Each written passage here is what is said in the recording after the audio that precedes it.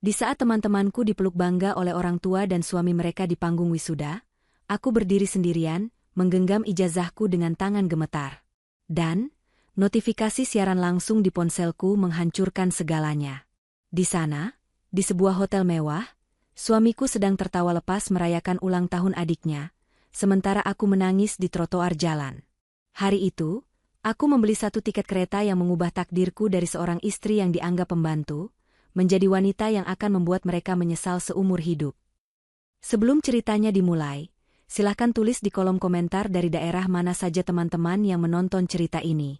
Jangan lupa like dan subscribe agar channel ini bisa semakin berkembang dan bisa mempersembahkan cerita yang lebih menarik lagi. Udara di dalam gedung serbaguna universitas itu terasa sejuk oleh pendingin ruangan, namun keringat dingin membasahi telapak tangan Aulia. Di sekelilingnya, riuh rendah suara tawa dan obrolan bahagia mendominasi suasana. Ribuan wisudawan duduk rapi dengan toga kebanggaan mereka. Sementara di tribun atas dan sayap kiri kanan gedung, para orang tua melambaikan tangan, memegang buket bunga, atau sibuk mengarahkan kamera ponsel untuk merekam momen berharga anak-anak mereka.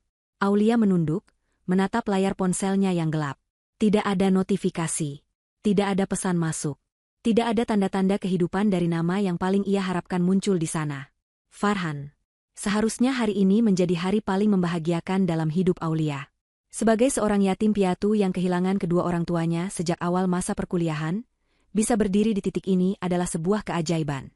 Ia ingat betul bagaimana ia harus membagi waktu antara kuliah yang padat, mengerjakan skripsi yang revisinya seolah tiada akhir, dan mengurus seluruh pekerjaan rumah tangga di rumah mertuanya.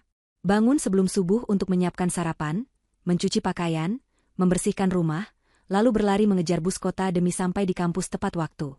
Semua lelah itu ia telan mentah-mentah dengan satu harapan bahwa hari ini, di momen ini, ia bisa membuat suaminya bangga. Farhan berjanji akan datang.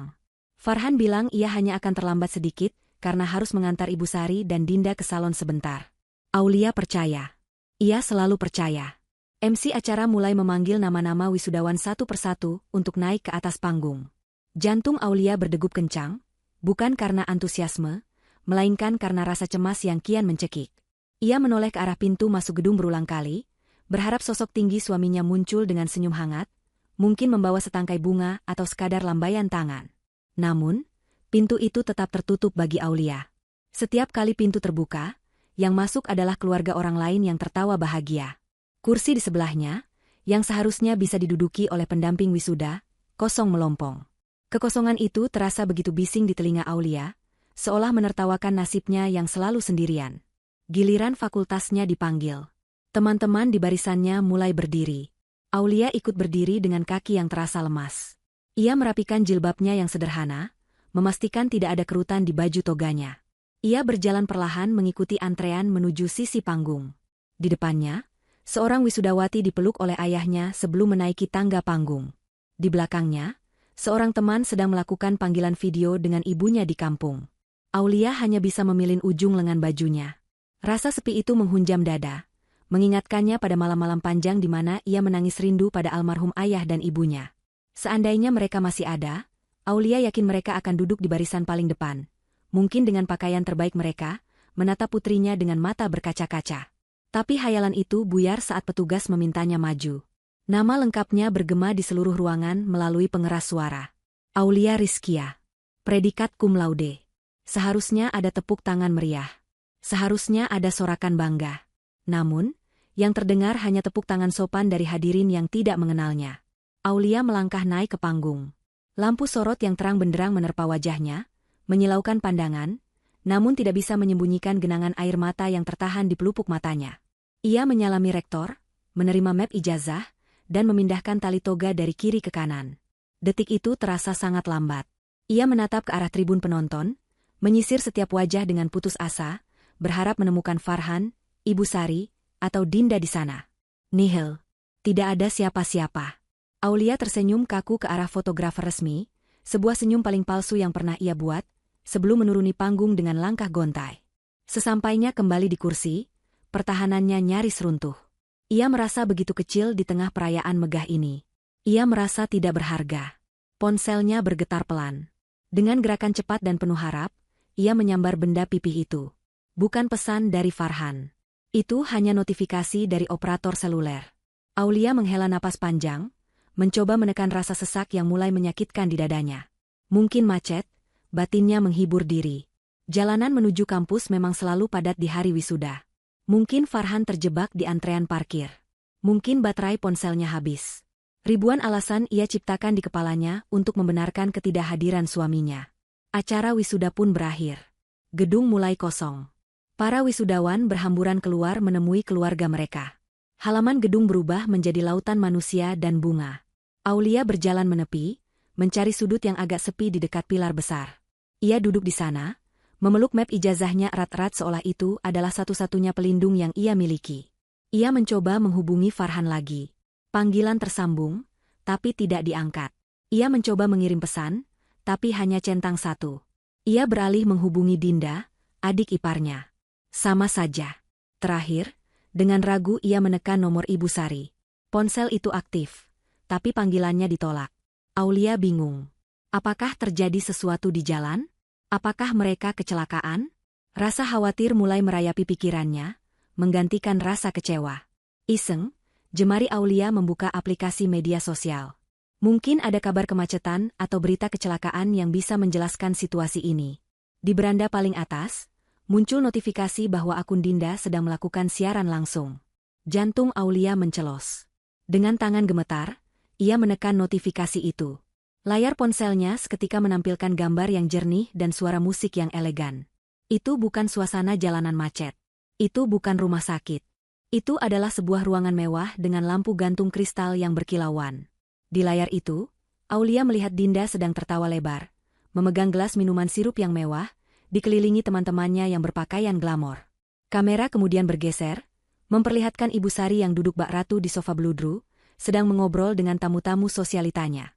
Dan di sana, di samping Ibu Sari, duduklah Farhan.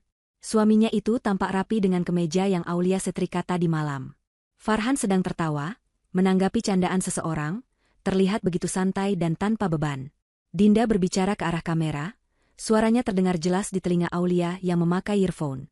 Dinda berkata dengan nada manja bahwa hari ini adalah hari spesialnya, pesta ulang tahun yang sudah ia impikan sejak lama.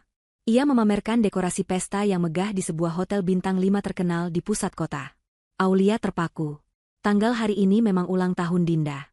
Tapi bukankah mereka sepakat akan merayakannya secara sederhana di rumah nanti malam setelah acara wisuda Aulia? Bukankah Farhan bilang tidak ada uang untuk pesta besar karena bisnisnya sedang sepi? Air mata Aulia akhirnya tumpah. Bukan lagi tertahan di pelupuk mata, melainkan mengalir deras membasahi pipinya. Ia menyadari satu hal yang menyakitkan. Mereka tidak terjebak macet. Mereka tidak lupa. Mereka sengaja. Mereka memilih untuk merayakan ulang tahun Dinda dengan pesta mewah di hotel pada jam yang sama dengan wisuda Aulia. Bagi mereka, pencapaian Aulia tidak ada artinya dibandingkan keinginan Dinda. Bagi Farhan, mendampingi istri yang sudah berjuang mati-matian lulus kuliah ternyata tidak sepenting menemani adiknya memotong kue. Aulia merasa dunianya runtuh saat itu juga. Di tengah keramaian kampus yang bahagia, ia merasa benar-benar sendiri. Ijazah di tangannya terasa berat. Seberat kenyataan bahwa ia tidak pernah dianggap sebagai bagian dari keluarga itu. Aulia menghapus air matanya dengan kasar. Rasa sedih itu perlahan berubah menjadi sesuatu yang lain. Sesuatu yang panas dan menyesakkan dada, namun memberinya energi. Rasa marah. Rasa sakit hati yang mendalam karena dikhianati. Ia tidak bisa diam saja di sini menunggu seperti orang bodoh. Ia harus melihatnya sendiri. Ia harus memastikan bahwa apa yang ia lihat di layar ponsel itu nyata. Dengan langkah yang masih gemetar namun pasti, Aulia bangkit berdiri. Ia tidak melepas toganya. Ia membiarkan jubah hitam itu berkibar saat ia berjalan menembus kerumunan, menuju gerbang kampus, dan menyetop taksi. Tujuannya satu, hotel tempat siaran langsung itu berada. Perjalanan menuju hotel terasa seperti perjalanan menuju tiang gantungan bagi perasaan Aulia. Di dalam taksi, ia terus memantau siaran langsung Dinda yang masih berjalan, meski kini ia mematikan suaranya karena tak sanggup mendengar tawa mereka. Taksi membelah jalanan kota yang padat. Aulia menatap keluar jendela, melihat bayangan dirinya di kaca. Wajahnya sembab, sisa make-up tipis yang ia poles sendiri tadi pagi mulai luntur. Ia terlihat menyedihkan. Namun, tekadnya sudah bulat. Ia butuh kepastian. Ia butuh alasan yang kuat untuk mengambil keputusan besar dalam hidupnya, dan melihat pengkhianatan itu secara langsung mungkin adalah tamparan yang ia butuhkan untuk sadar. Taksi berhenti di lobi hotel bintang 5 yang megah itu. Pilar-pilar marmer menjulang tinggi, dan lantai yang mengkilap memantulkan cahaya lampu gantung raksasa. Aulia turun dari taksi. Penampilannya yang masih mengenakan jubah wisuda lengkap dengan topi toga menarik perhatian petugas keamanan dan tamu hotel yang berlalu lalang. Beberapa orang berbisik, mungkin mengira ia baru saja datang dari acara wisuda dan hendak merayakannya di sini. Ironis sekali, Aulia memang datang dari wisuda, tapi bukan untuk perayaan, melainkan untuk menyaksikan kehancuran hatinya sendiri. Ia berjalan tegak, berusaha menyembunyikan kerapuhan di matanya, dan melangkah masuk ke dalam lobi. Berdasarkan lokasi yang tertera di media sosial Dinda, pesta itu diadakan di Grand Ballroom lantai 2. Aulia menaiki tangga melingkar yang beralaskan karpet tebal. Setiap langkah terasa berat, seolah kakinya diseret oleh beban emosi yang bertumpuk. Sesampainya di lantai 2, suara musik live terdengar samar-samar. Di depan pintu masuk ballroom, terdapat papan bunga besar bertuliskan ucapan selamat ulang tahun untuk Dinda. Foto besar Dinda terpampang di sana, tersenyum lebar dengan gaya angkuhnya yang khas. Aulia berhenti sejenak, menarik napas panjang, mencoba menenangkan detak jantungnya yang semakin tak karuan. Pintu ballroom sedikit terbuka. Tidak ada penjaga di sana, karena acara tampaknya sudah berlangsung santai. Aulia tidak langsung masuk. Ia menyelinap ke balik pilar besar di dekat pintu, mengintip ke dalam ruangan. Apa yang ia lihat secara langsung jauh lebih menyakitkan daripada di layar ponsel. Ruangan itu didekorasi dengan sangat mewah, penuh dengan bunga-bunga segar yang pasti harganya jutaan rupiah. Makanan berlimpah ruah tersaji di meja prasmanan panjang. Para tamu undangan terlihat menikmati pesta, tertawa dan berdansa. Pandangan Aulia terkunci pada satu meja bundar di tengah ruangan, tempat keluarganya, atau orang-orang yang selama ini ia anggap keluarga, berada. Ibu Sari sedang berdiri memegang gelas, wajahnya berseri-seri penuh kebanggaan semu. Ia berbicara dengan lantang kepada teman-temannya yang duduk mengelilinginya. Suara Ibu Sari cukup keras, hingga terdengar sampai ke tempat Aulia bersembunyi. Lihat Dinda, cantik sekali kan hari ini? Memang beda auranya anak kesayangan. Pesta ini khusus saya buatkan untuk dia, biar dia bahagia. Jangan sampai dia sedih atau kekurangan satu apapun, ujar Ibu Sari dengan nada sombong. Salah satu teman Ibu Sari bertanya, "Loh, bukannya menantumu, si Aulia itu, wisuda hari ini, Jeng? Kok malah pesta di sini? Nggak datang ke wisudanya?" Jantung Aulia berhenti berdetak sesaat mendengar namanya disebut. Ia menajamkan pendengarannya, menunggu jawaban apa yang akan keluar dari mulut mertuanya. Ibu Sari tertawa meremehkan, sebuah tawa yang menusuk hati Aulia lebih tajam dari pisau manapun. "Aduh, Jeng, wisuda sarjana saja kok bangga. Buat apa didatangi? Nanti juga ujung-ujungnya dia cuma di dapur, ngurus rumah. Ijazahnya itu nggak bakal kepakai. Lagian, malu saya kalau harus duduk panas-panasan di gedung wisuda itu. Mending di sini, adem, makanan enak, kumpul sama kalian. Si Aulia itu kan sudah biasa mandiri, dari dulu juga hidup sendiri, jadi biarkan saja dia pulang sendiri naik angkutan umum. Nggak bakal mati kok." Air mata Aulia menetes lagi tanpa bisa dicegah. Jadi selama ini, semua kerja kerasnya, semua pengabdiannya, dianggap tidak ada harganya. Ia hanya dianggap pembantu yang kebetulan punya ijazah. Dinda yang duduk di sebelah ibunya ikut menimpali sambil mengibaskan rambutnya. "Iya, Tante. Lagian ini kan hari spesial aku. Kak Aulia itu suka cari perhatian. Kalau kita datang ke sana, nanti spotlightnya keambil dia. Mending di sini, semua fokus ke aku. Lagian Kak Farhan juga lebih senang di sini kan, Kak?" Mata Aulia beralih menatap Farhan. Suaminya itu duduk sambil memainkan ponselnya, sesekali menyesap minumannya. Aulia berharap, setidaknya ada sedikit pembelaan dari Farhan. Aulia berharap Farhan akan berkata bahwa istrinya penting, bahwa istrinya berharga. Namun, harapan itu hancur berkeping-keping saat Farhan hanya tersenyum tipis dan mengangguk. "Iya, yang penting Dinda senang. Aulia pasti ngerti kok. Dia kan penurut. Nanti tinggal saya belikan martabak pas pulang, dia juga sudah diam," jawab Farhan dengan nada santai, seolah perasaan istrinya bisa dibeli dengan jajanan pinggir jalan. Hancur. Benar-benar hancur. Kalimat itu adalah titik balik bagi Aulia. Selama ini ia bertahan karena ia pikir Farhan mencintainya, hanya saja Farhan terlalu takut pada ibunya. Tapi ternyata tidak. Farhan tidak mencintainya. Farhan hanya mencintai kemudahan yang Aulia berikan. Farhan mencintai adanya sosok istri yang mengurus segala keperluannya tanpa banyak menuntut. Aulia bukan istri di mata mereka, melainkan pelayan gratis yang bisa diabaikan kapan saja. Aulia merasa mual. Ia ingin masuk ke sana, menumpahkan meja makan, berteriak di depan muka mereka, dan memaki atas ketidakadilan ini. Tapi langkahnya terhenti. Untuk apa? Untuk apa ia mempermalukan dirinya sendiri di depan orang-orang yang memang tidak punya hati? Melabrak mereka hanya akan membuat Ibu Sari semakin punya alasan untuk menjelek-jelekannya, menyebutnya wanita kasar yang tidak tahu sopan santun. Mereka tidak pantas mendapatkan emosinya. Mereka tidak pantas melihat air matanya lagi. Aulia mundur perlahan. Ia melepas topi toganya dan memeluknya di dada. Ia berbalik badan, menjauh dari pintu ballroom yang penuh kepalsuan itu. Ia berjalan cepat menuruni tangga, setengah berlari, ingin segera keluar dari tempat yang menyesakan itu. Ia sampai di lobi hotel dengan napas tersengal. Di luar, langit sudah berubah gelap dan hujan mulai turun rintik-rintik, seolah alam turut berduka atas matinya sebuah pernikahan hari ini. Aulia berdiri di depan pintu kaca lobi, menatap pantulan dirinya. Ia melihat seorang wanita muda yang lelah, terluka, tapi matanya menyiratkan sesuatu yang baru. Bukan lagi kepasrahan, melainkan keputusan. Ia merogoh tas selempang kecil yang ia bawa di balik jubah wisudanya. Ia mengeluarkan cincin pernikahan emas polos dari jari manisnya. Cincin yang dulu dipasangkan Farhan dengan janji manis yang kini terbukti busuk. Ia menatap cincin itu sebentar, tidak ada rasa sayang lagi, hanya rasa sakit. Ia berjalan menuju meja resepsionis. Petugas resepsionis menatapnya dengan bingung. Aulia meminta secari kertas dan pulpen. Dengan tangan yang kini sudah stabil, ia menulis pesan singkat. Tidak ada air mata yang jatuh di atas kertas itu. Tinta hitam itu menorehkan kalimat perpisahan yang tegas.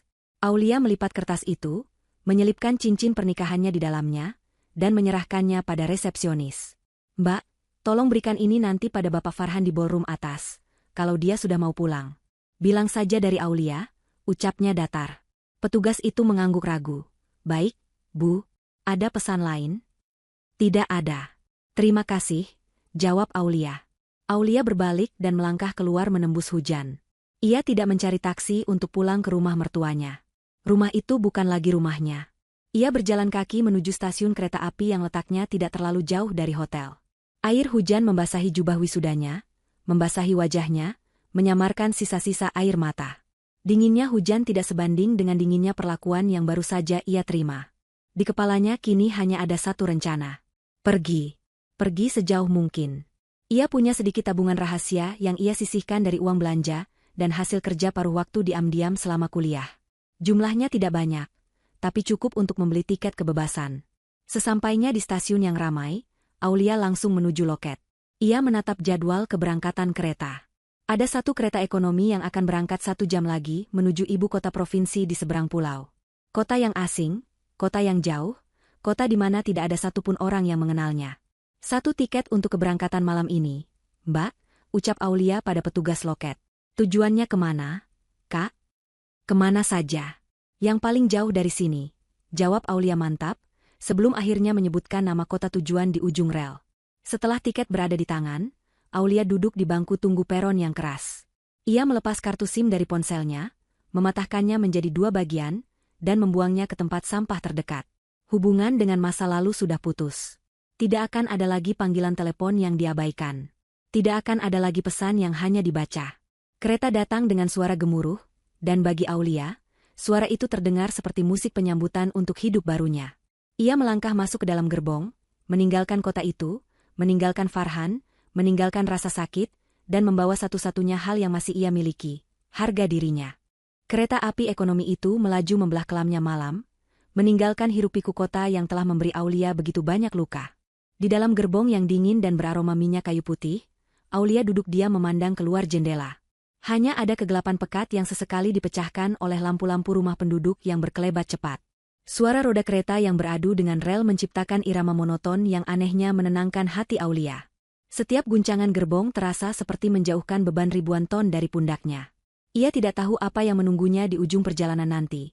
Tetapi ketidakpastian itu jauh lebih baik daripada kepastian rasa sakit yang ia terima setiap hari di rumah Ibu Sari. Aulia memeluk tasnya erat-erat, satu-satunya harta benda yang ia bawa selain ijazah di dalamnya. Ia teringat wajah Farhan di pesta tadi, wajah yang tersenyum tanpa sedikit pun rasa bersalah. Bayangan itu membuat dada Aulia sesak.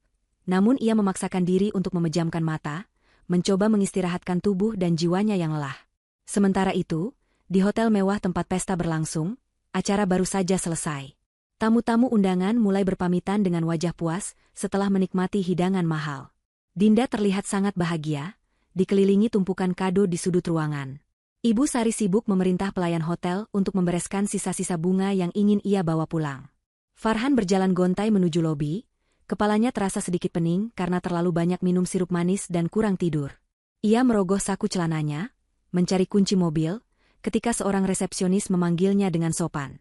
Petugas itu menyerahkan sebuah amplop kecil yang terbuat dari kertas catatan hotel yang dilipat rapi. Farhan mengernyitkan dahi, bingung siapa yang mengiriminya surat di zaman serba digital seperti ini. Farhan membuka lipatan kertas itu dengan malas. Di dalamnya, sebuah benda logam jatuh ke telapak tangannya. Cincin emas polos. Jantung Farhan berdesir pelan saat mengenali cincin itu. Itu adalah cincin pernikahan mereka. Ia segera membaca tulisan tangan yang sangat ia kenal di kertas itu. Kalimatnya singkat, padat, dan menusuk. Selamat bersenang-senang. Pembantumu sudah pensiun selamanya. Farhan terpaku membaca kalimat itu berulang-ulang. Ia belum sempat mencerna sepenuhnya apa yang terjadi ketika Ibu Sari dan Dinda datang menghampirinya. Ibu Sari yang melihat wajah pucat anaknya langsung merampas kertas itu dan membacanya sekilas. Bukannya khawatir, wanita parubaya itu justru mendengus kasar lalu tertawa meremehkan. Ibu Sari meremas kertas itu dan membuangnya ke tempat sampah di dekat meja resepsionis. Ia menepuk bahu Farhan dengan santai. Menurut Ibu Sari, Aulia hanya sedang mencari perhatian. Ia yakin menantunya itu tidak akan berani pergi jauh, karena tidak punya siapa-siapa di dunia ini. Paling-paling Aulia hanya menginap di masjid atau duduk di halte bus menunggu dijemput. Ibu Sari meyakinkan Farhan bahwa besok pagi, atau paling lambat lusa, Aulia pasti akan pulang sambil menangis minta maaf dan mencium kaki mereka karena kehabisan uang. Dinda ikut menimpali, mengatakan bahwa Aulia terlalu mendramatisir keadaan hanya karena tidak diajak pesta. Mereka bertiga pun pulang dengan perasaan tenang, sama sekali tidak menyadari bahwa kali ini, mereka telah melakukan kesalahan fatal. Pagi menjelang, matahari mulai mengintip dari ufuk timur ketika kereta yang ditumpangi Aulia perlahan melambat memasuki stasiun besar di ibu kota provinsi tujuan. Aulia terbangun dengan leher yang kaku. Ia merapikan jilbabnya seadanya, mengambil botol air mineral yang tinggal setengah, dan meneguknya untuk mengusir rasa kering di tenggorokan. Saat kakinya melangkah turun ke peron stasiun yang asing, ia disambut oleh udara pagi yang berbeda. Hiruk-pikuk orang-orang yang bergegas berangkat kerja, suara pengumuman kedatangan kereta, dan aroma kopi dari kios-kios stasiun menyambutnya. Aulia menarik napas dalam-dalam. Ini adalah udara kebebasan. Tidak ada teriakan Ibu Sari yang menyuruhnya mencuci piring, tidak ada rengekan Dinda yang memintanya menyetrika baju. Di sini, ia adalah Aulia, seorang wanita merdeka. Langkah pertama Aulia di kota baru itu tidaklah mudah. Dengan sisa uang tabungan yang ia miliki, ia harus sangat berhemat. Ia tidak mencari hotel atau penginapan yang nyaman. Ia berjalan kaki menyusuri gang-gang kecil di sekitar stasiun, bertanya pada warga lokal tentang kamar kos murah. Setelah berjam-jam berjalan hingga kakinya lecet, ia akhirnya menemukan sebuah kamar peta kecil di lantai 2 sebuah rumah tua. Kamarnya sempit, hanya cukup untuk satu kasur busa tipis dan lemari plastik kecil.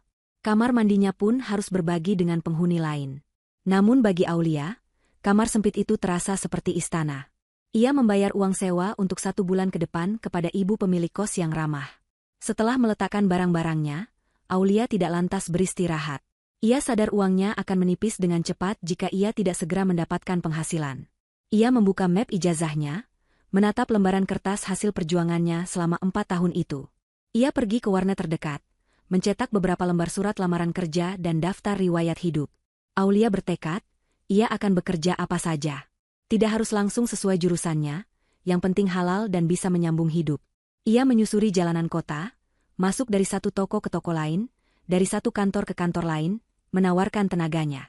Panas terik matahari membakar kulitnya, keringat membasahi punggungnya, namun semangatnya tidak surut. Ia tahu, ia tidak boleh menyerah. Jika ia menyerah, itu artinya ia membenarkan ucapan Ibu Sari bahwa ia tidak bisa hidup tanpa mereka.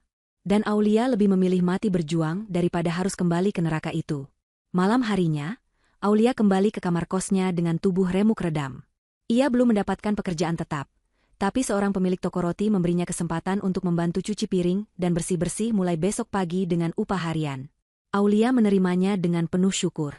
Ia duduk di atas kasur tipisnya, memakan roti tawar yang ia beli di minimarket sebagai makan malam. Suasana sepi menyelimuti kamar itu. Rasa rindu pada kehangatan rumah orang tuanya dulu sempat menyelinap, namun ia segera menepisnya. Ia menatap keluar jendela kecil kamarnya, melihat bulan yang bersinar terang. Di bawah sinar bulan yang sama, mungkin Farhan sedang tidur nyenyak di kasur empuknya. Aulia tersenyum getir. Biarlah mereka tidur nyenyak malam ini, karena Aulia tahu, ketenangan mereka tidak akan bertahan lama. Badai sesungguhnya baru saja dimulai bagi keluarga itu. Sinar matahari pagi menerobos masuk melalui celah-celah gorden jendela kamar Farhan. Ia menggeliat malas, matanya masih terasa berat. Kebiasaan lamanya langsung muncul begitu ia membuka mata. Ia berteriak memanggil nama Aulia, meminta disiapkan kopi panas dan handuk bersih. Namun, tidak ada jawaban. Hanya keheningan yang menjawab panggilannya. Farhan mengerutkan kening, merasa kesal. Ia bangkit dari tempat tidur dan berjalan keluar kamar dengan langkah gontai. Ia pikir Aulia mungkin sedang di dapur atau di kamar mandi belakang. Namun saat ia sampai di dapur, pemandangan yang tersaji membuatnya tertegun. Meja makan kosong melompong. Tidak ada tudung saji yang menutupi sarapan, tidak ada aroma nasi goreng atau teh manis yang biasanya menyambut pagi harinya. Piring kotor bekas makan malam mereka, yang mereka bawa pulang dari sisa pesta semalam, masih menumpuk di wastafel, mulai dikerubungi semut. Farhan beralih ke ruang tengah. Ibu Sari sedang duduk di sofa sambil memijat pelipisnya. Wajahnya terlihat masam. Di sebelahnya, Dinda duduk dengan wajah cemberut, memegang perutnya. "Ibu, mana Aulia? Aku lapar, kok nggak ada makanan sama sekali?" tanya Dinda dengan nada merengek. Ibu Sari mendengus kesal. Ia menunjuk ke arah pintu kamar tamu yang biasanya ditempati Aulia, atau lebih tepatnya gudang yang disulap jadi kamar. Pintunya terbuka lebar, dan di dalamnya kosong. Tidak ada baju-baju Aulia, tidak ada barang-barang pribadinya. Lemari plastiknya terbuka dan melompong. "Anak itu benar-benar pergi rupanya," gumam Ibu Sari dengan nada tidak percaya bercampur marah. Ia merasa harga dirinya terinjak. Bagaimana bisa seorang menantu yang tidak punya apa-apa berani meninggalkan rumah ini? Farhan terdiam. Ia teringat surat dan cincin semalam. Rasa cemas mulai merayapi hatinya, tapi Ibu Sari buru-buru memotong lamunannya. "Sudahlah, Han, jangan dipikirin. Paling dia cuma ngumpet di tempat temannya. Nanti kalau lapar juga balik. Sekarang kamu pesan makanan online saja buat kita. Ibu mau nasi padang yang mahal, sekalian buat merayakan perginya pembawa sial itu." Farhan menuruti perintah ibunya. Ia memesan makanan lewat aplikasi. Untuk sesaat, masalah perut mereka teratasi. Mereka makan dengan lahap, masih dengan keyakinan angkuh bahwa Aulia akan segera kembali. Namun, waktu terus berjalan. 1 hari berlalu, 2 hari, hingga 3 hari. Aulia tidak menampakkan batang hidungnya. Rumah yang tadinya rapi dan bersih, perlahan mulai menunjukkan wajah aslinya tanpa sentuhan Aulia. Lantai mulai berdebu, keranjang pakaian kotor menumpuk hingga tumpah ke lantai. Kamar mandi mulai licin dan berbau tidak sedap. Tidak ada lagi yang menyiram tanaman, tidak ada lagi yang membuang sampah ke depan komplek. Memasuki hari kelima, kekacauan mulai terjadi. Pagi itu, Farhan mengamuk karena tidak bisa menemukan kaos kaki kerjanya yang bersih. Ia membongkar lemari pakaiannya, melempar baju-baju yang kusut ke sembarang arah. Semua kemejanya belum disetrika. Dulu, Aulia selalu memastikan semua pakaian Farhan licin dan wangi, tergantung rapi sesuai urutan warna. Sekarang, Farhan harus memakai kemeja yang lecek dan bau apek bekas pakai sebelumnya. Ia berangkat kerja dengan suasana hati yang buruk, dan itu terbawa hingga ke kantor, membuatnya ditegur atasan karena tidak fokus. Di rumah, situasi tak kalah panas. Dinda berteriak histeris karena baju favoritnya yang hendak ia pakai untuk jalan-jalan bersama teman-temannya ternyata kotor dan belum dicuci. Ia mencoba mencucinya sendiri menggunakan mesin cuci, tapi karena tidak pernah menyentuh pekerjaan rumah, ia salah memasukkan detergen dan mencampur baju putih dengan baju berwarna luntur. Akibatnya, baju mahalnya rusak terkena lunturan warna merah. Dinda menangis meraung-raung, menyalahkan Aulia yang tidak ada di sana untuk mengurusnya. Ibu Sari, yang biasanya hanya duduk manis menonton televisi, kini terpaksa harus turun tangan menyapu lantai karena debu sudah terlalu tebal dan membuatnya batuk-batuk. Namun, baru 10 menit menyapu, pinggangnya sakit dan ia membanting sapu itu dengan marah. Dasar Aulia kurang ajar. Lihat saja kalau dia pulang nanti, ibu tidak akan kasih dia masuk sebelum dia bersihkan semua kekacauan ini, umpat Ibu Sari. Ia masih belum sadar bahwa kekacauan itu bukan karena Aulia, tapi karena ketidakmampuan mereka sendiri mengurus hidup. Malam harinya, suasana makan malam terasa suram. Mereka kembali memesan makanan cepat saji. Tumpukan kotak bekas makanan dan plastik sampah menumpuk di sudut dapur, menimbulkan bau busuk yang menyengat. Uang belanja yang biasanya dikelola Aulia dengan sangat hemat untuk 1 bulan, kini sudah menipis padahal baru seminggu. Aulia biasanya bisa menyulap uang belanja pas-pasan menjadi hidangan sehat dan lezat setiap hari. Kini, tanpa manajemen Aulia, pengeluaran mereka membengkak 3 kali lipat hanya untuk makan dan laundry. Farhan menatap nanar ke arah tumpukan piring kotor yang semakin tinggi. Ia merasa rumah ini seperti kehilangan nyawanya. Dulu, meskipun ia sering mengabaikan Aulia, ia harus mengakui bahwa kehadiran istrinya memberikan kenyamanan yang tak ternilai. Ada air putih dingin yang selalu tersedia di meja saat ia pulang kerja, ada rumah yang wangi, ada kasur yang rapi. Kini, rumah besar ini terasa seperti kapal pecah. Farhan mencoba menghubungi nomor ponsel Aulia lagi untuk yang ke-100 kalinya. Tetap sama, operator menjawab bahwa nomor tersebut tidak aktif. Ia mencoba membuka media sosial Aulia, tapi akunnya sudah dinonaktifkan. Aulia benar-benar menghapus jejaknya. "Bu," panggil Farhan pelan, suaranya terdengar putus asa. "Kayaknya Aulia beneran pergi, Bu. Dia nggak main-main. Nomornya mati, temannya nggak ada yang tahu. Kita harus cari dia." Ibu Sari meletakkan sendoknya dengan kasar. "Cari kemana? Kamu mau ngemis-ngemis sama dia? Harga diri kamu di mana? Farhan? Biarkan saja. Ibu nggak butuh dia. Kita bisa sewa pembantu baru kalau cuma buat beres-beres begini." "Tapi kita nggak punya uang buat bayar pembantu, Bu," bentak Farhan, emosinya meledak untuk pertama kalinya. "Bisnis aku lagi sepi, utang kartu kredit Dinda numpuk, dan pengeluaran kita seminggu ini boros banget gara-gara beli makan terus. Aulia itu istri aku, Bu, bukan pembantu gratisan yang bisa diganti seenaknya." Dinda dan Ibu Sari terdiam, kaget melihat Farhan berani meninggikan suara. Keheningan yang mencekam menyelimuti ruang makan itu. Untuk pertama kalinya, ketakutan yang nyata mulai merayapi benak mereka. Bukan takut kehilangan sosok Aulia sebagai manusia, tapi takut kehilangan kenyamanan hidup yang selama ini mereka nikmati di atas penderitaan Aulia.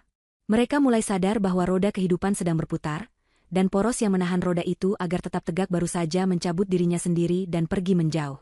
Rumah itu bukan lagi istana, melainkan penjara kotor yang mereka ciptakan sendiri. Dan di luar sana, jauh dari jangkauan mereka, Aulia sedang mulai membangun istananya sendiri dari puing-puing keruntuhan masa lalunya. 3 tahun bukanlah waktu yang singkat.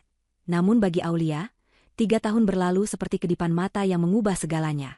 Kota metropolitan ini telah menempa dirinya dengan cara yang keras namun adil. Di awal kedatangannya, Aulia harus menelan pahitnya kehidupan perantauan yang sesungguhnya. Ia pernah bekerja mencuci piring di belakang restoran hingga tangannya kasar dan kulitnya mengelupas, pernah menjadi penjaga toko yang harus berdiri 12 jam sehari, dan pernah membagi 1 bungkus mie instan untuk 2 kali makan. Namun, Aulia tidak pernah mengeluh.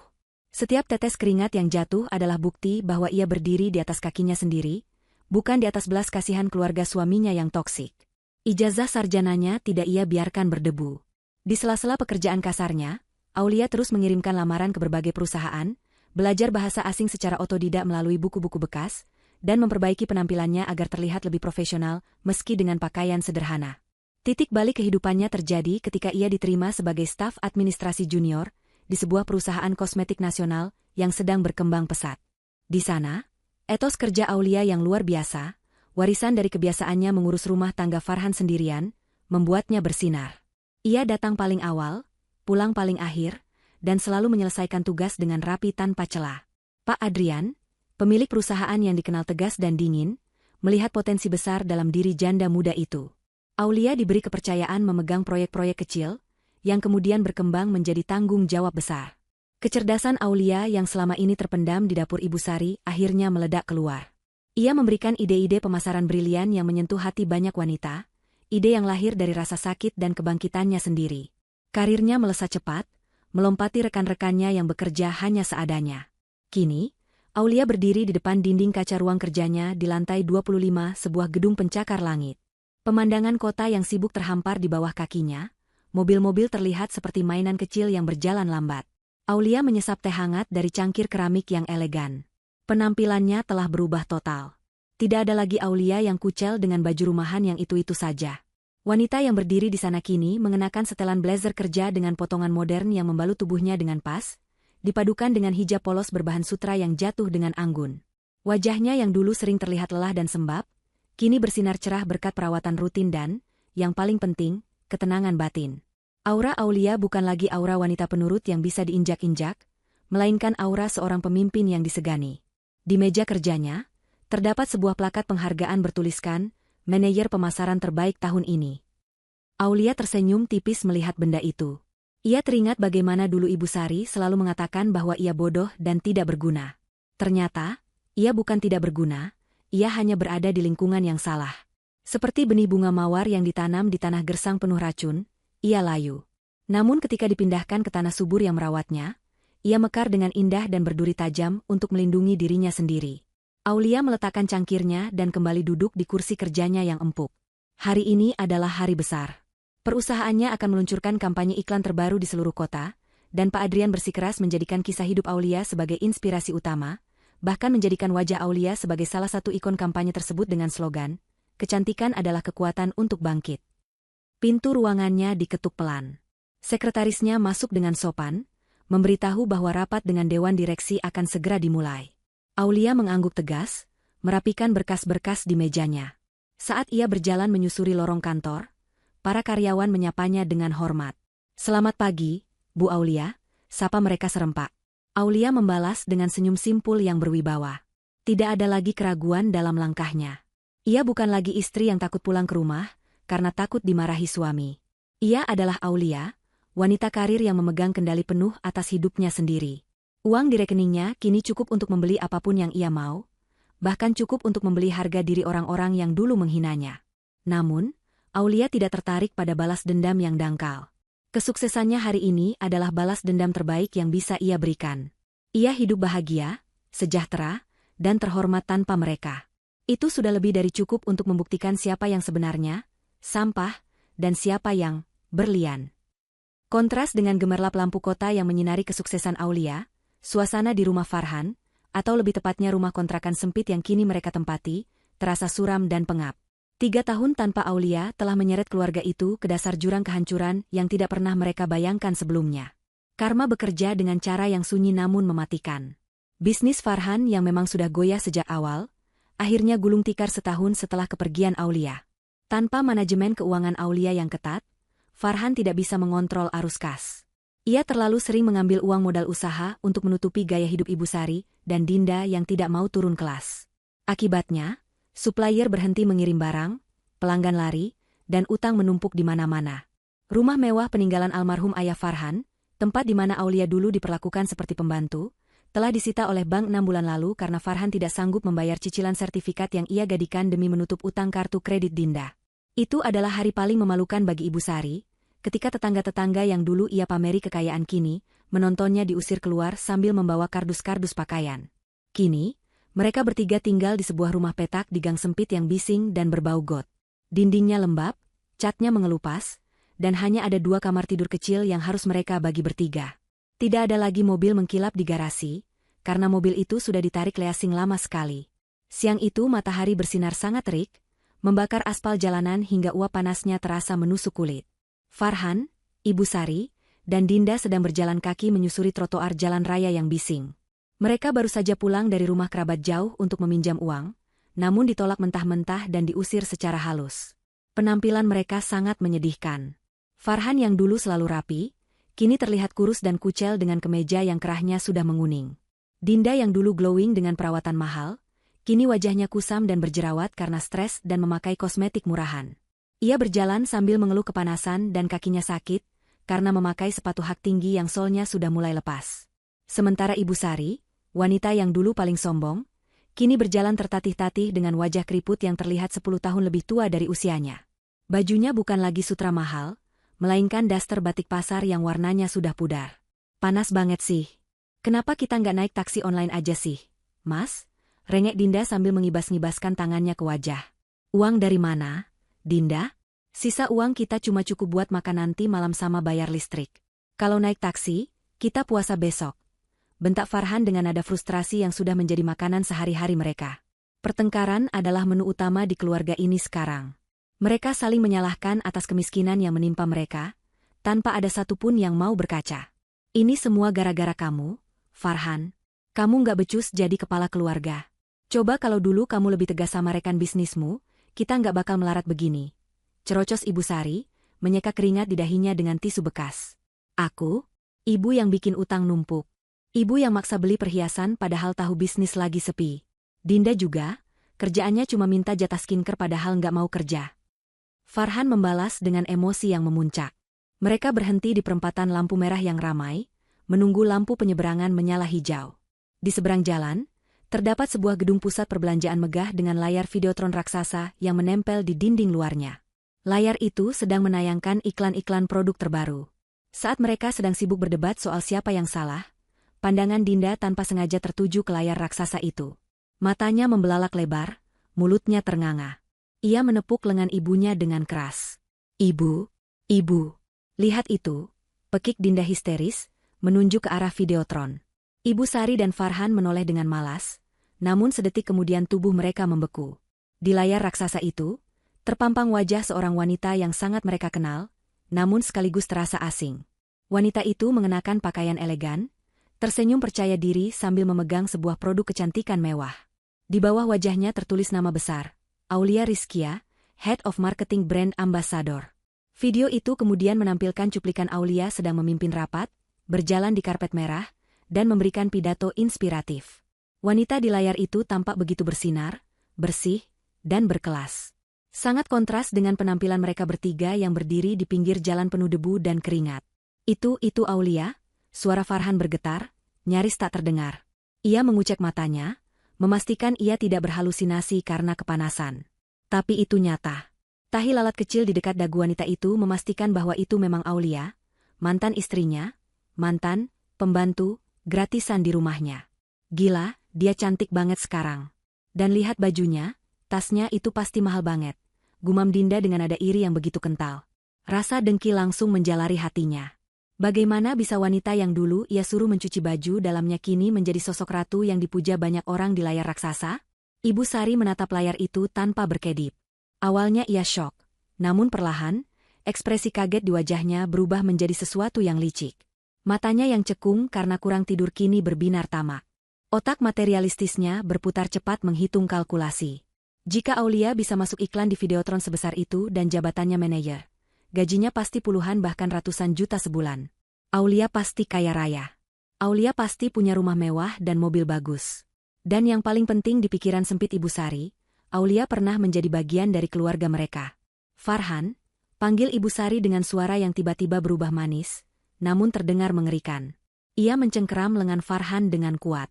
Kamu lihat itu? Istrimu sukses. Nak, dia kaya raya sekarang. Mantan istri, Bu. Kita sudah cerai secara agama, meski belum urus surat resmi karena nggak ada biaya. Jawab Farhan lemah, matanya masih terpaku pada senyum Aulia di layar. Ada rasa penyesalan yang begitu dalam menghantam dadanya.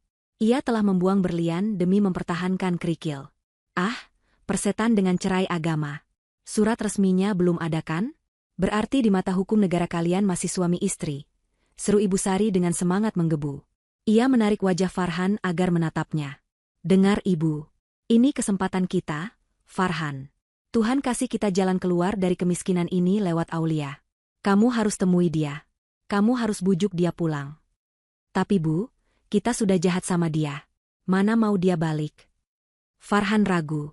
Dia itu yatim piatu, Farhan. Dia nggak punya siapa-siapa selain kita dulu. Dia pasti kesepian di atas sana.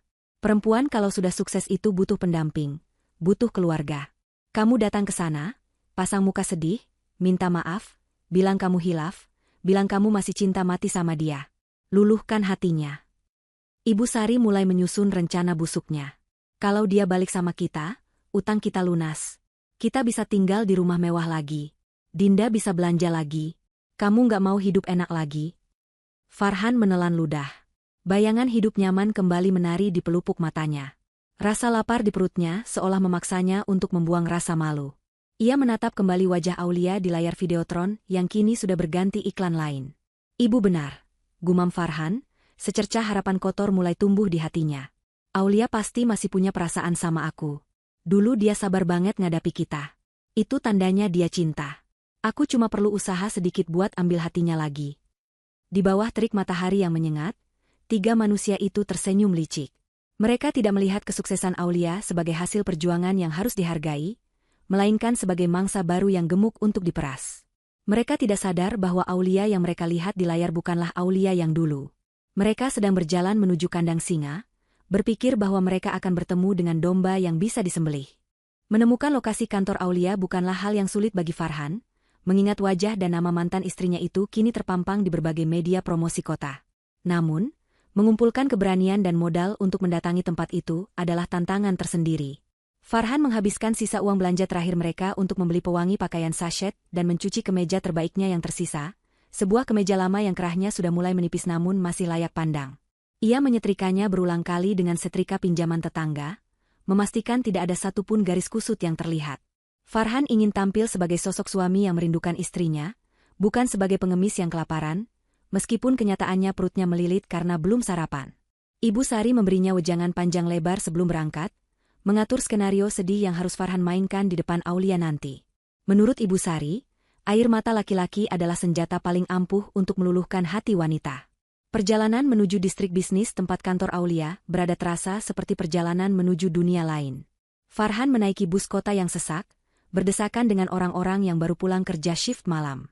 Bau keringat dan debu jalanan menempel di tubuhnya, membuat Farhan cemas wangi pakaiannya akan hilang.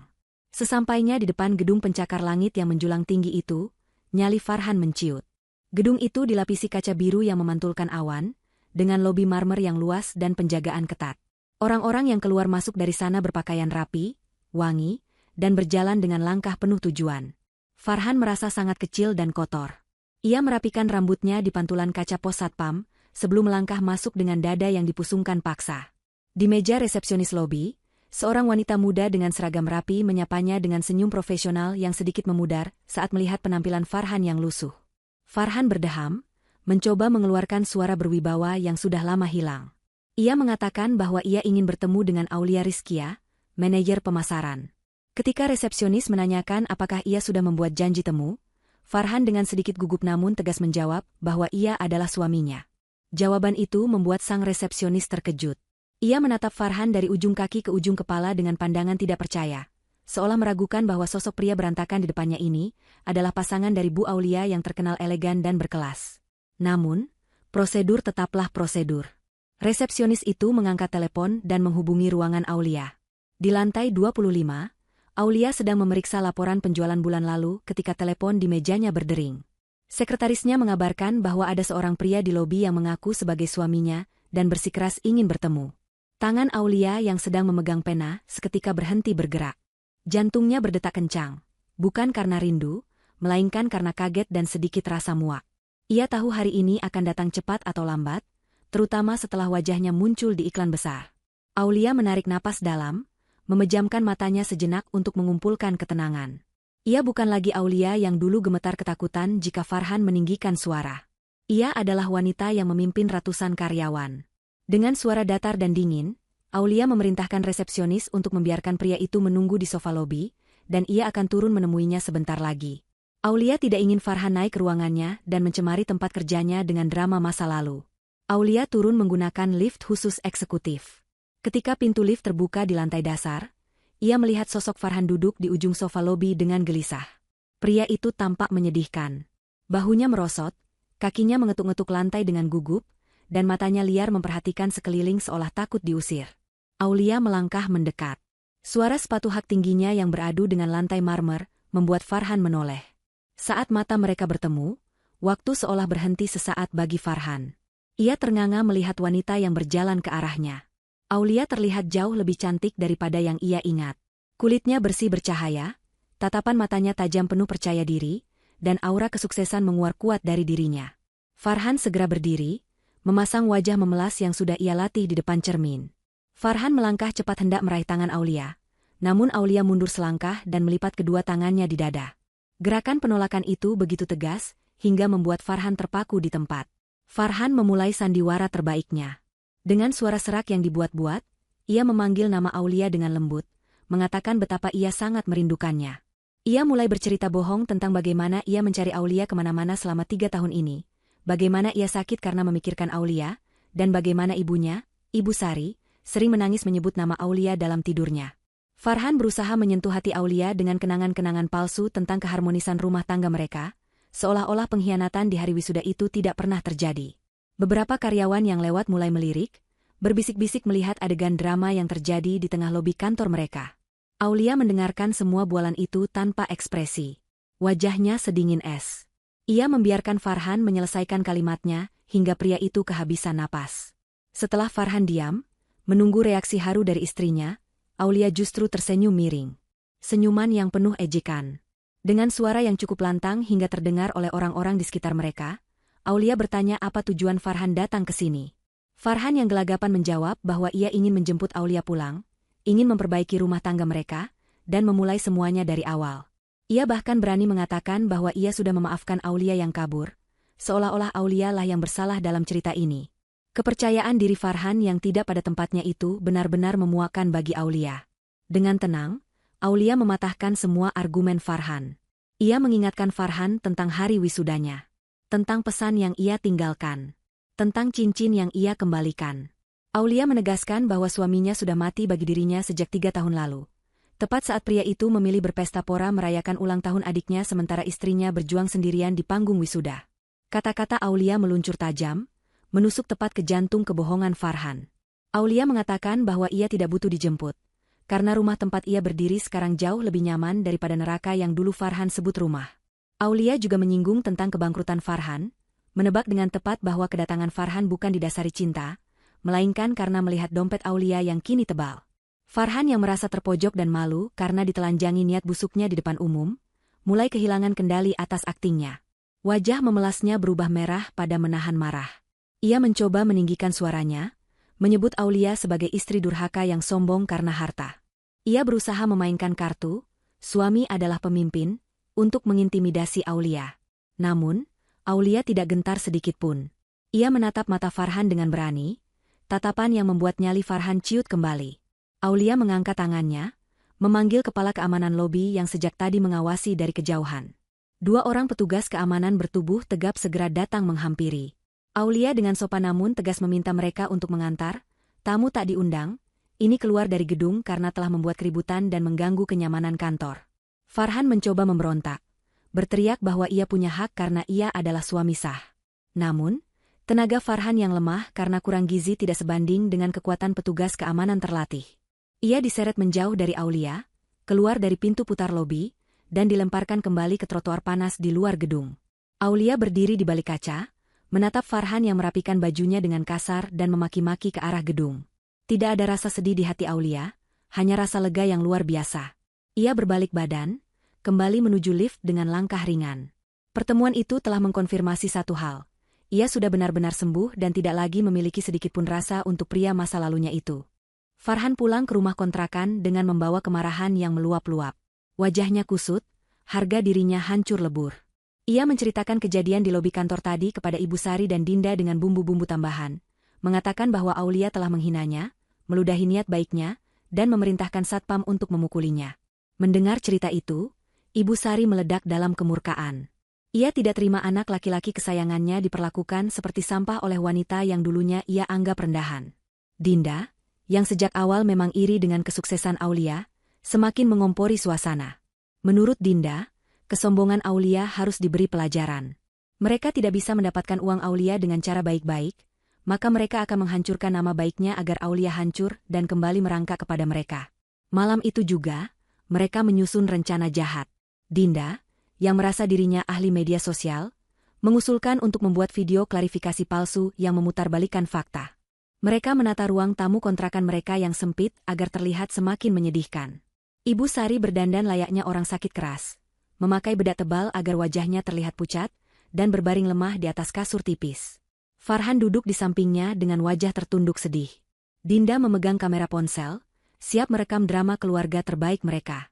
Dalam video itu, Farhan berbicara dengan suara bergetar, menceritakan kisah pilu tentang seorang istri yang pergi meninggalkan suami dan mertuanya yang sakit-sakitan demi mengejar karir dan kemewahan di kota besar. Narasi yang mereka bangun sangat licik. Mereka tidak menyebutkan soal pesta ulang tahun atau pengabaian saat wisuda. Mereka hanya fokus pada fakta bahwa Aulia pergi tanpa pamit, memutus komunikasi, dan kini hidup mewah sementara, keluarga yang membesarkannya, hidup menderita. Farhan memohon di depan kamera agar Aulia pulang, atau setidaknya menjenguk Ibu Sari yang sekarat karena merindukan menantunya. Video itu diakhiri dengan tangisan buaya Dinda yang meminta tolong kepada netizen untuk memviralkan video ini, agar sampai ke telinga kakak iparnya yang sudah menjadi orang sukses namun lupa daratan. Video itu diunggah ke akun media sosial Dinda, dan disebarkan ke berbagai grup komunitas gosip. Seperti api yang disiram bensin, video tersebut meledak dalam hitungan jam.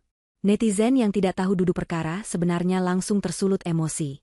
Komentar-komentar pedas mulai membanjiri akun media sosial perusahaan tempat Aulia bekerja, bahkan akun pribadi lama Aulia yang sudah tidak aktif. Mereka menghujat Aulia sebagai wanita gila harta, istri durhaka, dan kacang lupa kulitnya.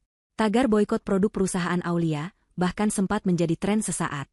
Di kontrakan sempit itu, Farhan, Ibu Sari, dan Dinda tertawa puas membaca komentar-komentar yang menyerang Aulia. Mereka berpikir bahwa dengan tekanan publik yang begitu besar, Aulia akan panik, dipecat dari pekerjaannya, dan terpaksa datang memohon maaf kepada mereka. Keesokan paginya, suasana di kantor Aulia tegang. Tim humas perusahaan panik melihat serangan negatif di media sosial. Namun, Aulia tetap tenang. Ia sudah menduga bahwa keluarga Farhan akan bermain kotor seperti ini. Ia duduk di ruang rapat bersama Pak Adrian dan tim hukum perusahaan. Pak Adrian bertanya apakah tuduhan itu benar. Aulia menggeleng tegas dan menceritakan kejadian sebenarnya secara rinci.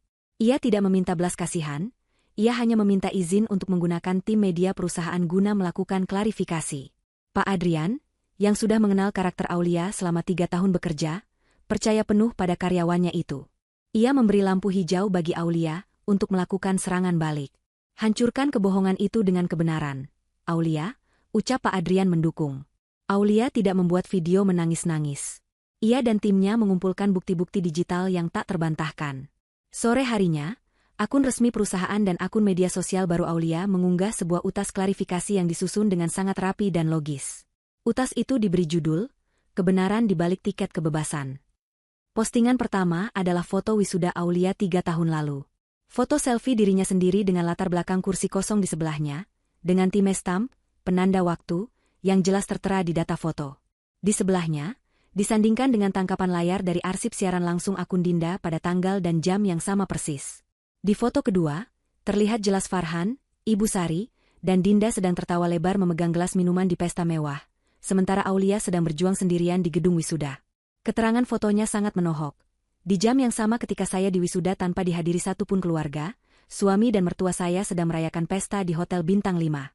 Saya pergi bukan karena harta, tapi karena saya sadar saya tidak punya keluarga di sana. Bukti selanjutnya adalah foto surat perpisahan dan cincin yang Aulia tinggalkan di resepsionis hotel, yang untungnya sempat difoto oleh Aulia sebelum ia serahkan sebagai bukti terakhir bagi dirinya sendiri dulu. Kemudian, Aulia melampirkan bukti transfer dan catatan keuangan selama ia menikah, menunjukkan bahwa dialah yang mengatur keuangan rumah tangga dengan sangat hemat sementara Dinda dan Ibu Sari menghabiskannya untuk gaya hidup. Aulia juga menyertakan bukti bahwa ia merintis karirnya dari nol, dari menjadi pencuci piring hingga manajer, membantah tuduhan bahwa ia sukses instan atau meninggalkan suami karena sudah kaya duluan. Klarifikasi itu disertai narasi yang lugas, elegan, dan tanpa emosi berlebihan, kontras dengan video histeris keluarga Farhan. Netizen yang tadinya menghujat, kini terdiam.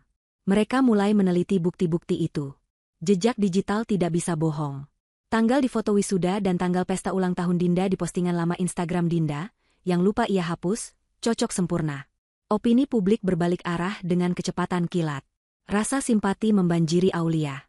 Orang-orang mulai menyadari bahwa Aulia adalah korban gaslighting dan manipulasi keluarga suaminya. Hujatan kini berbalik menyerang akun Dinda dan Farhan. Netizen yang jeli bahkan menemukan bahwa tas mewah yang dipakai Dinda di video-video lamanya adalah barang KW, dan mereka membongkar kebohongan gaya hidup sosialita palsu keluarga itu. Komentar di akun Dinda penuh dengan caci maki yang menyebut mereka sebagai keluarga parasit dan manipulatif. Dinda panik dan menangis histeris membaca komentar-komentar itu, jauh lebih histeris daripada aktingnya di video. Ia buru-buru mengunci akunnya, namun tangkapan layar sudah tersebar kemana-mana. Efek serangan balik ini lebih dahsyat dari yang Aulia bayangkan. Sebuah perusahaan tempat Farhan baru saja melamar kerja dan sudah sampai tahap wawancara akhir, tiba-tiba membatalkan proses rekrutmen. HRD perusahaan tersebut melihat berita viral itu dan memutuskan bahwa mereka tidak bisa mempekerjakan orang dengan karakter buruk dan penuh drama seperti Farhan. Farhan menerima email penolakan itu dengan tangan gemetar. Harapan terakhirnya untuk mendapatkan pekerjaan layak hangus seketika. Sementara itu, pemilik kontrakan mereka yang juga pengguna aktif media sosial, melihat video viral itu. Ia marah karena merasa rumah kontrakannya dijadikan tempat syuting penipuan publik. Ia datang menggedor pintu, menagih tunggakan sewa 3 bulan yang belum dibayar, dan mengancam akan mengusir mereka jika tidak dilunasi besok. Senjata makan tuan. Niat hati ingin menghancurkan Aulia, mereka justru menggali kuburan mereka sendiri semakin dalam. Pagi itu, langit di atas rumah kontrakan sempit keluarga Farhan tampak labu, seolah turut merasakan aura kehancuran yang menyelimuti penghuninya. Udara di dalam rumah terasa pengap dan panas, bercampur dengan aroma lembab dari dinding yang berjamur. Sejak video klarifikasi Aulia viral dan memutarbalikkan keadaan, kehidupan Farhan, Ibu Sari, dan Dinda berubah menjadi neraka dunia yang sesungguhnya. Ponsel pintar Dinda, yang dulu menjadi jendela kebanggaannya untuk pamer kepada dunia, kini menjadi sumber teror yang tak henti-hentinya berbunyi. Setiap detikan notifikasi yang masuk bukanlah pujian atau like, melainkan caci maki, sumpah serapah, dan hujatan dari ribuan orang asing yang marah atas kelakuan mereka. Dinda meringkuk di sudut kasur tipisnya, rambutnya acak-acakan dan matanya bengkak. Ia tidak berani membuka media sosial lagi, namun rasa penasaran dan ketakutan memaksanya untuk terus mengecek. Akun-akun gosip telah membongkar semua kebohongan gaya hidup mewahnya. Mereka menemukan bahwa tas-tas bermerek yang sering dipamerkan Dinda adalah barang tiruan kualitas rendah, dan foto-foto liburan lamanya ternyata hasil suntingan kasar dari foto orang lain. Identitas sosial Dinda sebagai calon selebgram hancur lebur dalam semalam, digantikan dengan label penipu dan parasit yang akan melekat selamanya di jejak digital. Di ruang tengah yang sempit, Farhan duduk termenung dengan tatapan kosong menatap lantai ubin yang retak. Surat penolakan kerja dari perusahaan impiannya masih terbayang jelas di benaknya.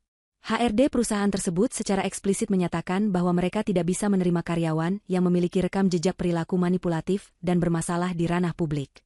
Pintu masa depan Farhan seolah tertutup rapat. Ia menyadari bahwa nama baiknya telah tercemar begitu buruk, sehingga mungkin tidak akan ada lagi perusahaan bonafide yang mau mempekerjakannya. Ia, seorang sarjana yang dulu merasa lebih tinggi derajatnya daripada istrinya, kini tidak lebih dari seorang pengangguran tanpa prospek. Rasa penyesalan mulai merayapi hatinya, namun penyesalan itu bercampur aduk dengan rasa marah kepada ibunya dan adiknya yang ia anggap sebagai biang keladi dari semua ide gila ini. Jika saja mereka tidak membuat video fitnah itu, mungkin ia masih bisa mencari pekerjaan rendahan dengan tenang. Tapi kini, wajahnya sudah dikenal sebagai suami durhaka se-Indonesia. Ketegangan di dalam rumah itu meledak ketika terdengar gedoran keras di pintu depan. Gedoran itu bukan ketukan tamu sopan, melainkan hantaman penuh amarah yang membuat engsel pintu bergetar. Farhan dengan langkah gontai membuka pintu. Di hadapannya berdiri bapak pemilik kontrakan, seorang pria parubaya bertubuh tambun dengan wajah merah pada menahan emosi. Di belakangnya, beberapa tetangga berkumpul menonton dengan tatapan sinis dan berbisik-bisik. Bapak pemilik kontrakan itu tidak membuang waktu untuk berbasa-basi. Ia langsung melemparkan tagihan listrik dan air yang menunggak ke wajah Farhan. Dengan suara lantang yang menggelegar ke seluruh gang sempit itu, ia mengusir Farhan dan keluarganya saat itu juga. Ia berteriak bahwa ia tidak sudi rumahnya ditempati oleh orang-orang viral yang tidak tahu malu dan penipu. Ia merasa tertipu karena Farhan selalu janji akan membayar tunggakan sewa begitu dapat kerja. Namun nyatanya Farhan justru sibuk membuat drama di internet. Ibu Sari yang mendengar keributan itu langsung lari ke depan, mencoba menggunakan taktik lamanya. Ia memasang wajah memelas, berpura-pura batuk dan memegangi dadanya seolah akan pingsan, berharap belas kasihan.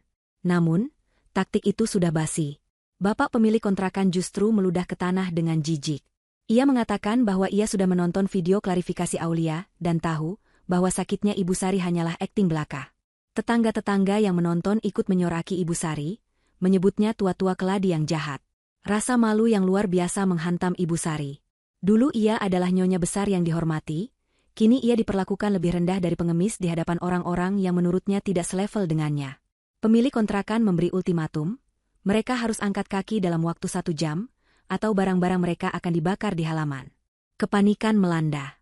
Dinda menangis histeris sambil melemparkan baju-bajunya ke dalam koper plastik yang sudah retak. Farhan dan Ibu Sari berebut memasukkan sisa-sisa barang berharga mereka yang tak seberapa ke dalam kardus mie instan. Tidak ada lagi keteraturan. Piring, gelas, baju kotor, dan sisa makanan tercampur aduk dalam satu wadah.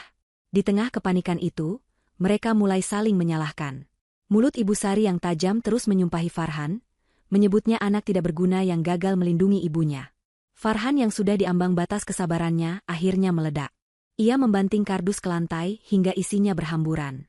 Ia berteriak di depan muka ibunya, menumpahkan segala unek-unek yang dipendamnya selama bertahun-tahun. Ia menyalahkan Ibu Sari yang selalu menuntut gaya hidup mewah, yang selalu menghina Aulia, dan yang menjerumuskan mereka ke dalam lubang kehancuran ini. Pertengkaran hebat terjadi di antara mereka bertiga. Dinda menjerit menyalahkan ibunya yang menyuruhnya membuat video viral. Ibu Sari menyalahkan Dinda yang tidak becus mengedit video. Mereka saling tuding, saling caci, bahkan nyaris saling pukul jika tidak ingat waktu pengusiran semakin dekat.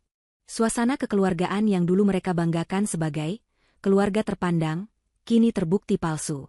Tanpa uang dan status sosial, mereka hanyalah 3 orang egois yang saling memangsa satu sama lain. Tepat 1 jam kemudian, mereka bertiga berdiri di pinggir jalan raya yang panas dan berdebu, dikelilingi beberapa kardus dan kantong plastik hitam besar berisi seluruh harta benda mereka di dunia. Matahari siang bolong menyengat kulit mereka tanpa ampun. Tidak ada tempat berteduh, tidak ada uang untuk menyewa truk pindahan, dan yang paling mengerikan, tidak ada tujuan. Mereka berjalan menyusuri trotoar panas dengan beban berat di pundak dan hati. Keringat membanjiri tubuh, membuat pakaian mereka basah dan bau. Orang-orang yang lewat memandang mereka dengan tatapan aneh, beberapa mengenali wajah mereka dari video viral, dan langsung menjauh sambil menutup hidung, atau mengambil foto diam-diam untuk dijadikan bahan tertawaan baru di grup perpesanan. Farhan memikul kardus paling berat, kakinya terasa mau patah. Ia melihat sebuah warung makan sederhana di seberang jalan. Perutnya melilit perih karena belum diisi nasi sejak kemarin sore. Ia merogoh saku celananya, menghitung lembaran uang kumal yang tersisa. Jumlahnya sangat menyedihkan, hanya cukup untuk membeli 2 bungkus nasi rames polosan tanpa lauk daging atau telur, hanya sayur dan kuah. Mereka berhenti di bawah jembatan penyeberangan untuk istirahat dan makan. Farhan menyerahkan 2 bungkus nasi itu untuk dibagi bertiga. Dinda menatap bungkusan nasi itu dengan tatapan jijik, menolak memakannya karena ia biasa makan makanan restoran. Ibu Sari menangis meratapi nasibnya, mengeluh nasi itu keras dan sayurnya hambar. Namun, rasa lapar akhirnya mengalahkan gengsi.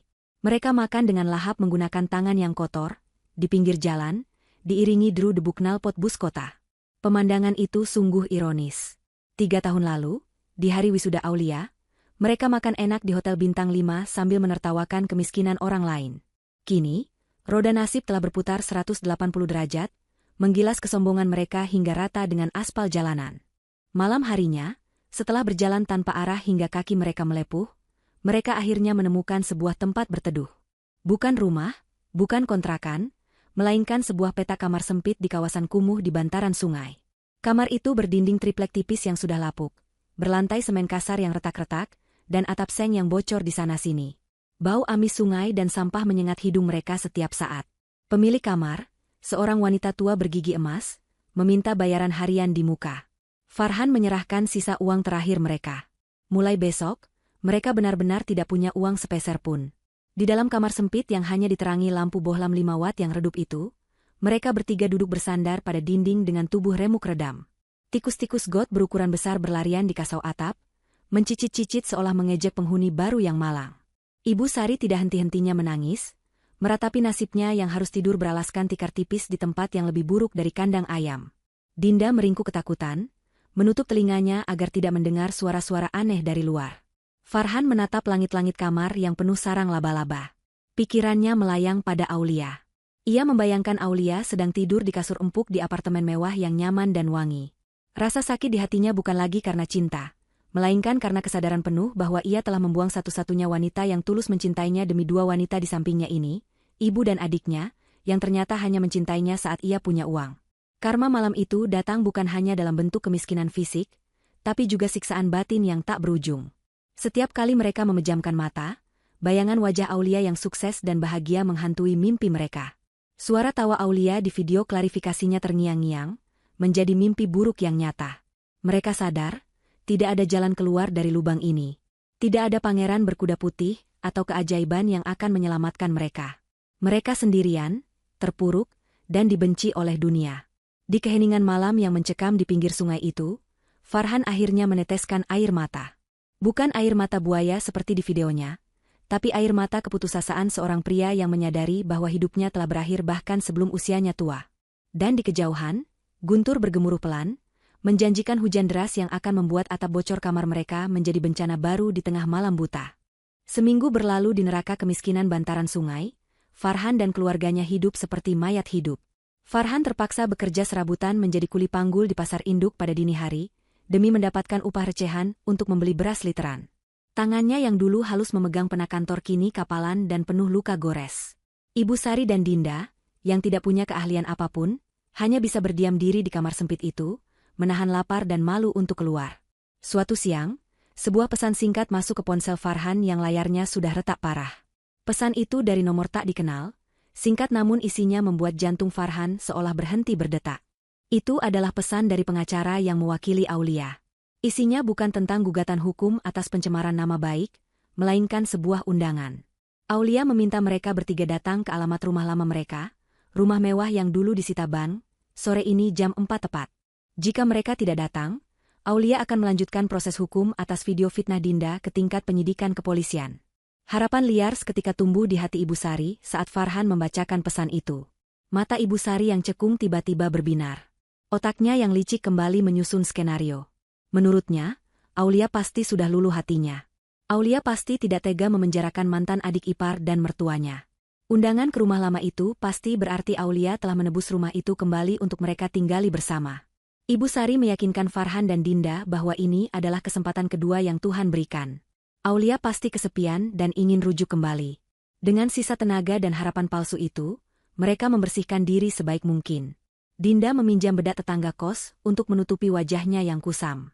Farhan mencuci kemejanya di sungai keruh dan mengeringkannya di bawah matahari.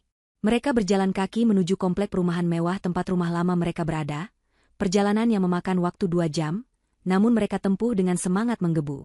Sesampainya di depan gerbang komplek perumahan elit itu, satpam yang berjaga menatap mereka dengan curiga karena penampilan mereka yang lusuh. Namun setelah Farhan menunjukkan pesan dari pengacara, mereka diizinkan masuk. Jantung mereka berdegup kencang saat melangkah menyusuri jalanan aspal mulus yang dinaungi pepohonan rindang. Suasana di sini begitu tenang dan bersih, kontras sekali dengan lingkungan kumuh tempat tinggal mereka sekarang. Akhirnya, mereka tiba di depan rumah lama mereka. Rumah itu terlihat berbeda. Jauh lebih indah dari sebelumnya. Pagarnya telah dicat ulang dengan warna elegan, taman depannya tertata rapi dengan bunga-bunga yang sedang mekar, dan dinding rumah terlihat bersih bersinar. Ada sebuah mobil sedan mewah terparkir di carport. Ibu Sari tersenyum lebar, air matanya menetes haru. Ia sudah membayangkan dirinya kembali tidur di kamar utamanya yang luas ber-AC. Ia membayangkan akan memarahi tetangga-tetangga yang kemarin mengejeknya saat pindahan. Lihat kan, Farhan? Ibu bilang juga apa? Aulia itu masih cinta sama kamu.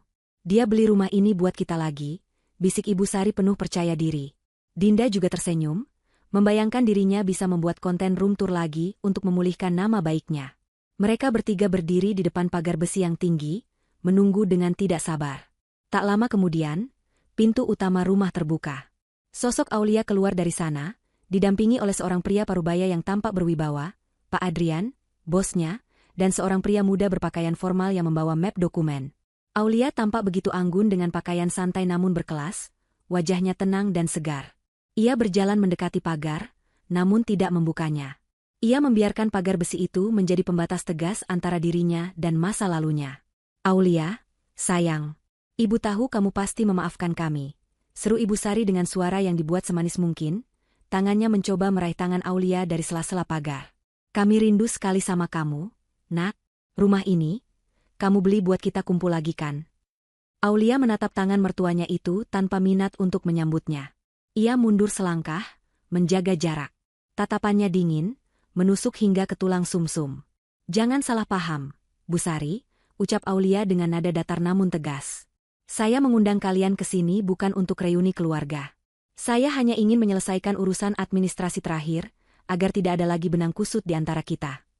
Pria muda di samping Aulia, yang ternyata adalah notaris, membuka mapnya dan membacakan sebuah dokumen. Inti dari dokumen itu adalah pernyataan bahwa rumah ini kini sah 100% milik Aulia Rizkia, atas nama pribadinya. Aulia membelinya secara tunai dari bank melalui proses lelang yang sah. Selain itu, dokumen tersebut juga berisi surat pernyataan cerai resmi yang sudah diputuskan pengadilan secara fair stake, tanpa kehadiran tergugat, karena Farhan tidak pernah memenuhi panggilan sidang yang dikirim ke alamat lamanya. Dan poin terakhir yang paling mematikan, Aulia tidak akan menuntut Dinda ke penjara atas pencemaran nama Black, dengan syarat mereka bertiga tidak boleh mendekati Aulia, rumah ini, atau kantornya dalam radius 1 kilometer selamanya. Jika melanggar, Aulia tidak segan menjebloskan mereka ke penjara detik itu juga. Farhan, Ibu Sari, dan Dinda ternganga. Harapan mereka hancur berkeping-keping di aspal panas. Lutut Farhan lemas, ia jatuh berlutut di depan pagar. Aulia, tolong jangan begini, ratap Farhan, air mata membanjiri wajahnya yang kotor. Kami menderita, Aulia. Kami tinggal di pinggir kali, kami makan nasi basi, kami dihina orang. Tolong, izinkan kami tinggal di sini. Di kamar pembantu juga nggak apa-apa. Aku janji akan jadi suami yang baik. Aku akan cuci baju kamu, aku akan masak buat kamu. Tolong jangan buang aku. Ibu Sari ikut menangis meraung-raung, memohon belas kasihan. Aulia, Ibu hilaf, nak. Ibu sudah tua, ibu nggak kuat hidup miskin. Kamu kan kaya sekarang, uang kamu banyak. Masa kamu tega lihat mertua kamu mati kelaparan? Aulia menatap pemandangan menyedihkan di depannya itu tanpa rasa iba sedikitpun. Hatinya sudah mati untuk mereka. Ia teringat bagaimana 3 tahun lalu ia mengemis perhatian di hari wisudanya, bagaimana ia diabaikan, dan bagaimana ia harus berjuang sendirian di kota asing dengan perut lapar dan ketakutan. Saat itu, tidak ada satupun dari mereka yang peduli padanya. Kalian bilang kalian menderita? Tanya Aulia dengan suara tenang yang mengerikan. Tahukah kalian rasa sakit saat suami sendiri lebih memilih pesta daripada mendampingi istri wisuda? Tahukah kalian rasa dinginnya tidur di stasiun kereta sendirian tanpa tujuan? Apa yang kalian rasakan sekarang belum sebanding dengan apa yang kalian tanam dulu. Karma tidak pernah salah alamat. Dengan cara yang paling elegan, Aulia menoleh pada Farhan yang masih bersujud. Farhan, dulu aku adalah istrimu yang tulus. Aku melayanimu seperti raja, meski kau perlakukanku seperti pembantu. Tapi kau menyia-nyiakan berlian demi menggenggam kerikil. Sekarang, nikmatilah kerikil-kerikil itu. Rumah ini adalah rumahku. Hasil keringatku, air mataku, dan kerja kerasku. Tidak ada 1 sentimeter pun tempat untuk kalian di sini. Aulia memberi isyarat pada satpam komplek yang sudah bersiaga di pos. Satpam itu mendekat, siap mengusir jika terjadi keributan. Aulia menatap mereka bertiga untuk terakhir kalinya. Pergilah. Dan jangan pernah muncul di hadapanku lagi. Tiket kereta yang kubeli 3 tahun lalu adalah tiket terbaik dalam hidupku. Tiket itu membawaku pergi dari neraka ini, dan aku tidak akan pernah kembali ke neraka itu, ataupun membiarkan setannya masuk ke surgaku. Tanpa menunggu jawaban, Aulia berbalik badan. Ia berjalan mantap menuju pintu rumahnya yang megah. Pak Adrian menepuk bahu Aulia dengan bangga, memberikan senyuman dukungan. Pintu kayu jati yang kokoh itu terbuka lebar menyambut Aulia, memancarkan cahaya hangat dari lampu kristal di dalamnya. Di belakangnya, suara tangisan histeris Ibu Sari, teriakan frustrasi Dinda, dan raungan penyesalan Farhan terdengar semakin menjauh. Pagar otomatis perlahan menutup, memisahkan 2 dunia yang berbeda selamanya. Aulia melangkah masuk ke dalam rumahnya. Aroma lilin aromaterapi lavender menyambut penciumannya, memberikan ketenangan seketika. Ia menutup pintu utama dan menguncinya. Suara-suara dari luar seketika lenyap, digantikan oleh keheningan yang damai. Aulia berjalan menuju ruang tengah, di mana sebuah bingkai foto besar terpajang di dinding. Itu bukan foto pernikahan, melainkan foto wisudanya 3 tahun lalu. Foto dirinya yang tersenyum getir memegang ijazah sendirian. Aulia menyentuh kaca bingkai itu dengan lembut, lalu tersenyum, kali ini senyum yang benar-benar bahagia dan lega. Terima kasih sudah kuat, Aulia, bisiknya pada dirinya sendiri. Ia kemudian berjalan ke arah jendela besar yang menghadap ke taman belakang, di mana matahari sore sedang terbenam dengan indah, melukis langit dengan warna jingga keemasan. Aulia menyesap teh hangat yang sudah disiapkan asisten rumah tangganya. Ia menyadari bahwa kebahagiaan sejati bukanlah tentang memiliki suami atau status sosial palsu, melainkan tentang memiliki harga diri, kemandirian, dan kedamaian hati. Dan hari ini, ia telah mendapatkan semuanya secara utuh. Layar kehidupan Aulia menutup dengan sempurna, meninggalkan masa lalu yang kelam di luar pagar, dan menyambut masa depan yang cerah di dalam istana yang ia bangun sendiri. Penonton bisa tersenyum puas, karena keadilan telah ditegakkan.